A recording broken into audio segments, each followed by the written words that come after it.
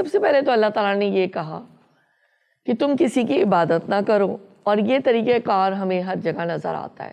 کیونکہ یہ اولین ایک کمانڈمنٹ ہے، آرڈر ہے، فرسٹ لاسٹ، اللہ کے ساتھ کسی کو شریک نہیں کرنا۔ اچھا کس چیز میں؟ ایسے تو ہم کو اگر کوئی کہے کہ بھئی تم اللہ کے ساتھ جو ہے وہ شراکت داری کرتی ہو،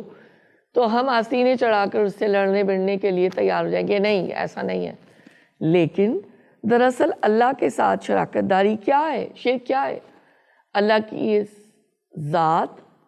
صفات، اختیارات اور حقوق، جو اللہ کے حقوق ہیں، ان ساری چیزوں کے اندر کوئی شراکت داری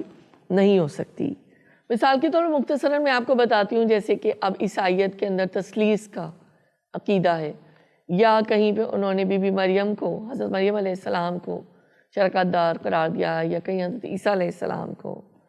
اور پھر مشرکین عرب تھے وہ فرشتوں کو اللہ کی بیٹیاں کہتے تھے، تو اس طرح کی بات۔ اچھا اگر تو ہم یہ کہیں صفات کی، اگر میں بات کروں،